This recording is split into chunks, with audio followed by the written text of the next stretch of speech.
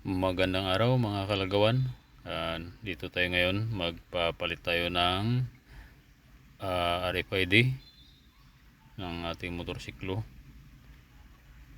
At pupunta ngayon tayo sa may Bikutan para magpapalit ng RFID sticker.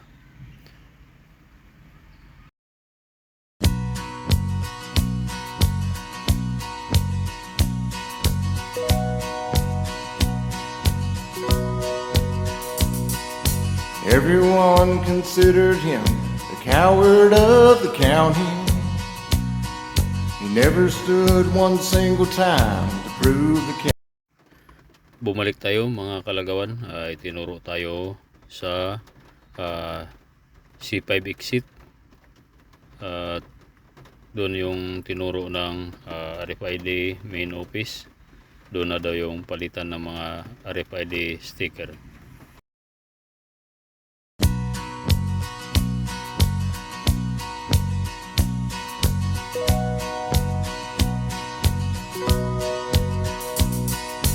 Everyone considered him the coward of the county.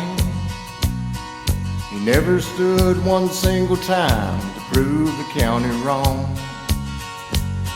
His mama named him Tommy, but folks just called him Yellow.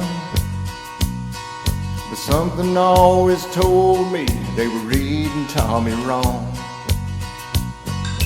He was only 10 years old when his daddy died in prison.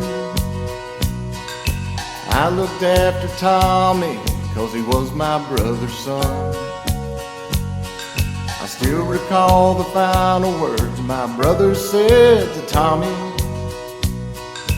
Son, my life is over, but yours has just begun. Promise me, son, not to do the things I've done. Walk away from trouble if you can. It won't mean you're weak if you turn the other cheek. I hope you're...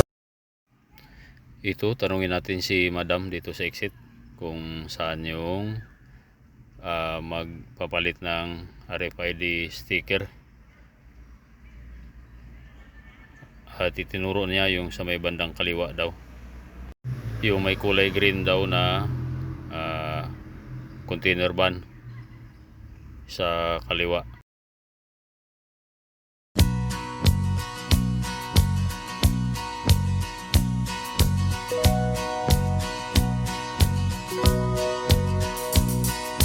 Everyone considered him the coward of the county. He never stood one single time. Ayun, may nakaparada na truck. Siguro magpapalit din to ng RFID sticker.